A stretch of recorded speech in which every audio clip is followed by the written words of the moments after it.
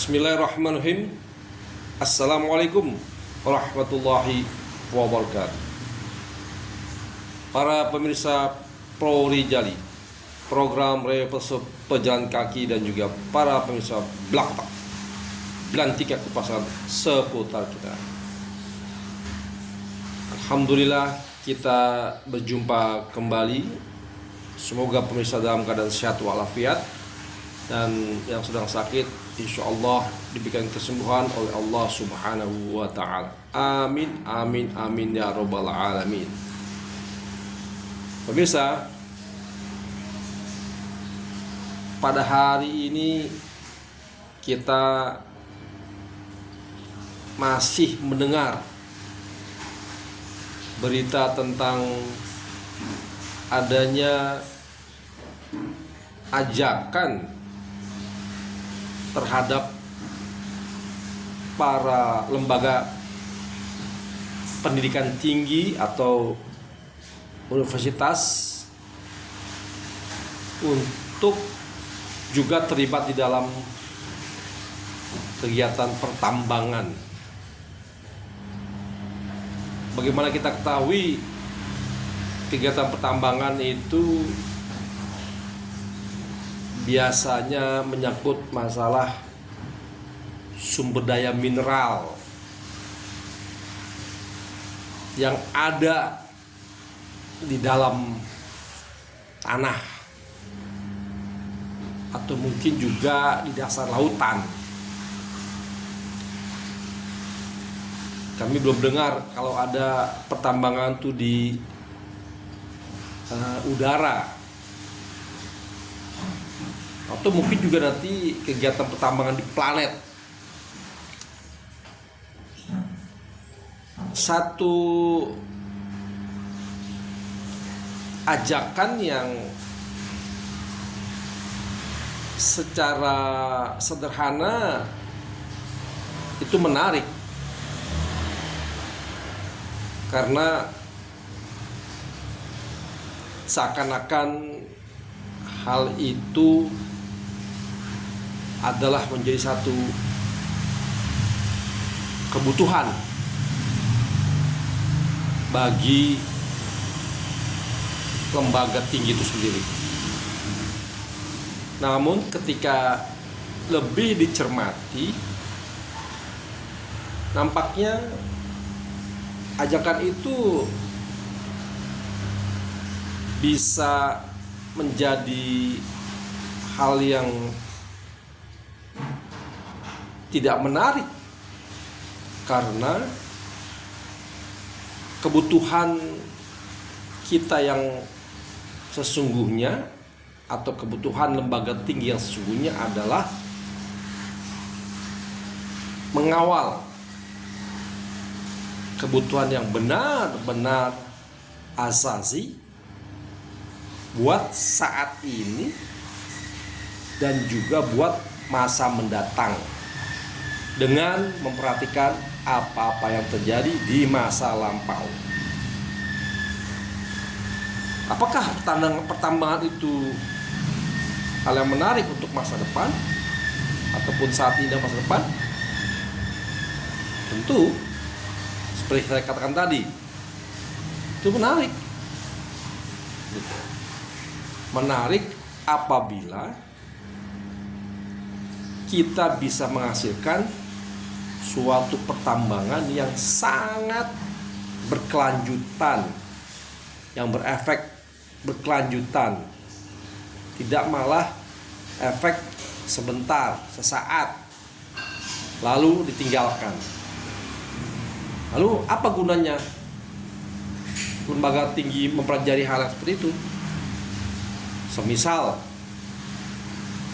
kalau kita sudah mencurahkan perhatian kita kepada kegiatan pertambangan, baik penelitian maupun pembangunan suatu bengkel workshop pertambangan di kampus kita, namun manfaatnya tidak berkelanjutan, maka timbul satu mudarat bagi mereka yang akan hidup di masa mendatang.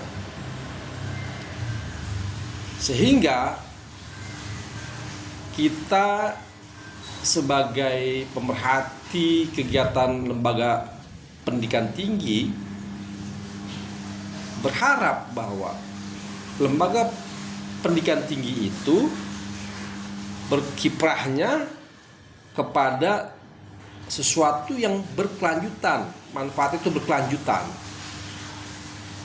Perguruan tinggi itu perlu membangun suatu infrastruktur, baik mempersiapkan SDM juga peralatannya untuk hal-hal yang berkelanjutan.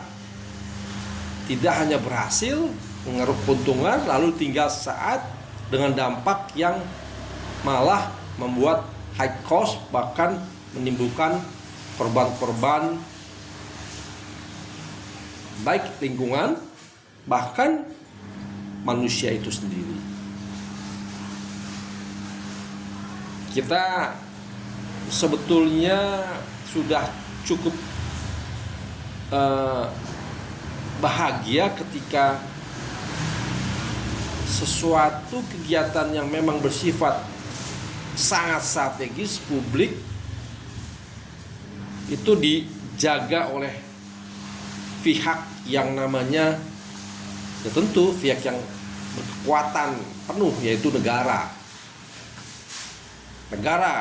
yang mengatur bersama aparaturnya dengan kebijakan dan pelaksanaan yang konsisten terhadap kegiatan yang disebut pertambangan tadi. Ya, karena negara sendiri juga harus berhadapan dengan kepentingan publiknya sendiri dan publik masyarakat internasional.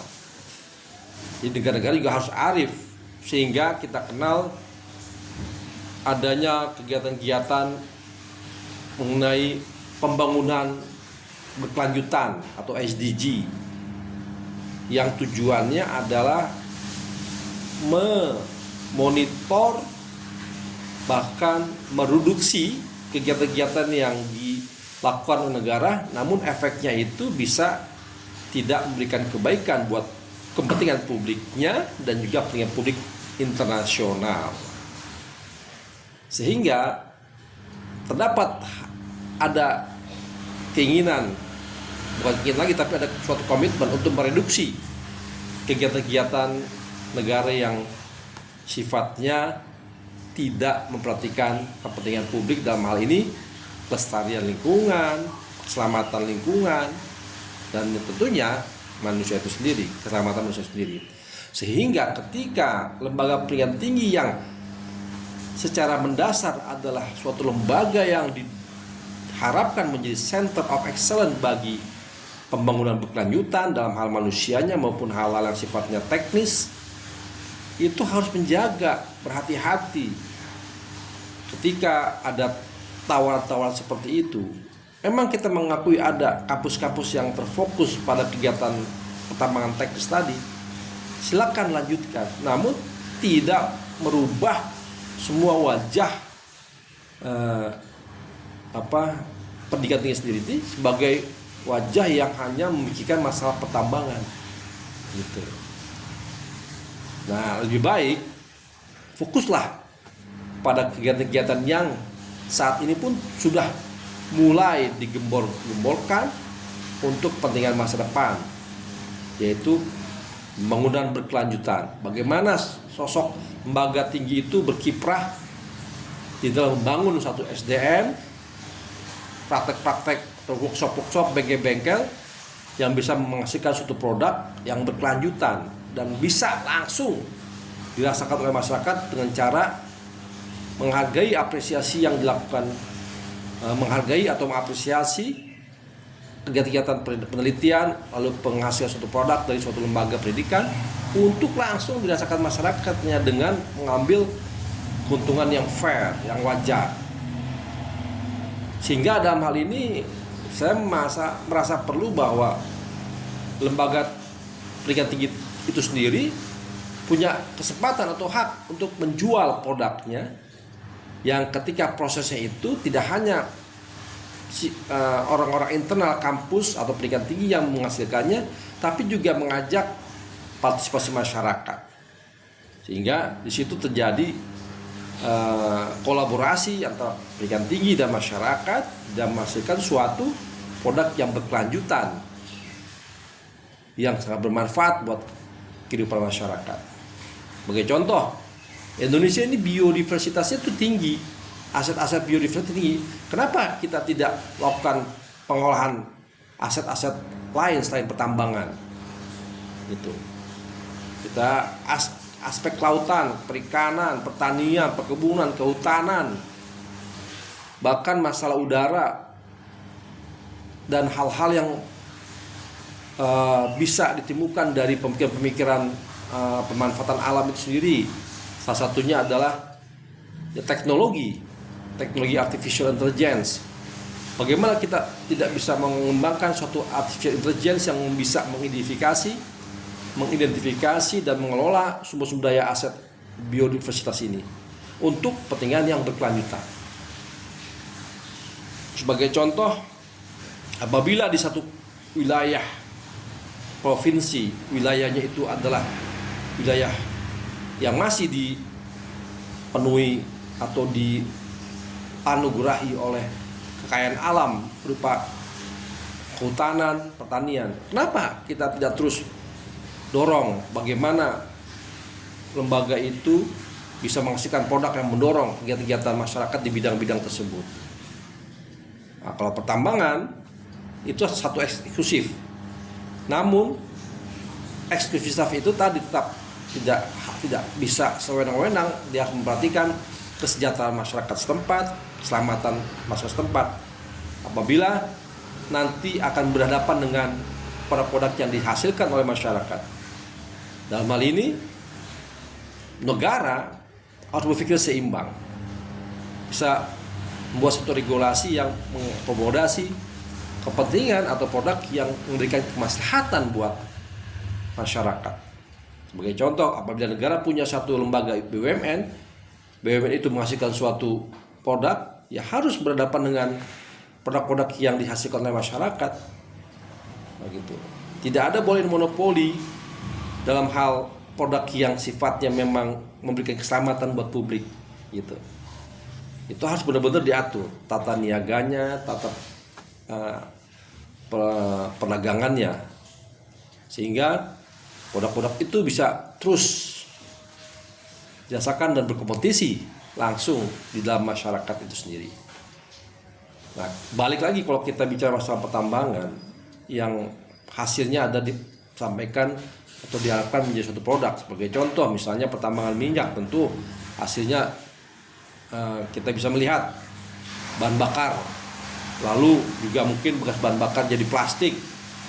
Itu memang sudah terjadi di era-era terdahulu. Bahkan sampai sekarang produk itu masih digunakan. Minyak, bahan bakar fosil masih digunakan, lalu derivatif produknya itu ya masih digunakan seperti biji plastik, sehingga plastik jadi berbagai jenis industri lain. Itu sudah terjadi. Namun memang yang tadi sampaikan bahwa industri seperti ini menghadapi suatu resiko di depannya yang harus diperhatikan atau mungkin direduksi, sehingga ada istilah tadi menyeimbangkan, bahkan lagi bisa menggantikan. Nah, ini PR kita, bagaimana negara mengajak semua institusi, baik lembaga yang sifatnya institusional maupun private industri, individu, juga memikirkan, ayo bangun suatu kegiatan yang efeknya itu memberikan kemanfaatan yang berkelanjutan dan sesuai dengan agenda pembangunan berkelanjutan. Sehingga fokus, jangan terjebak oleh kepentingan sesaat, namun efeknya itu sangat negatif bagi generasi saat ini, apalagi nanti mendatang. Kita punya satu titipan dari generasi masa lalu tentang kondisi yang terjadi saat ini. Mau tidak mau itu bisa kita katakan sebagai kita dititipi oleh permasalahan yang harus kita atasi sekarang dengan cara kita tentu dengan memperhatikan kepentingan saat ini dan mendatang. Demikian pemirsa, pandangan Purwodijali terhadap kegiatan-kegiatan yang mudah-mudahan kita di situ bisa berpartisipasi dan mudah-mudahan pun kita bisa menghindari kerusakan-kerusakan terhadap lingkungan kita yang berbahaya bagi keberadaan manusia sendiri, yang berbahaya bagi keberadaan manusia itu sendiri. Demikian, wassalamualaikum warahmatullahi wabarakatuh. Salam pro rijali dan blakuta.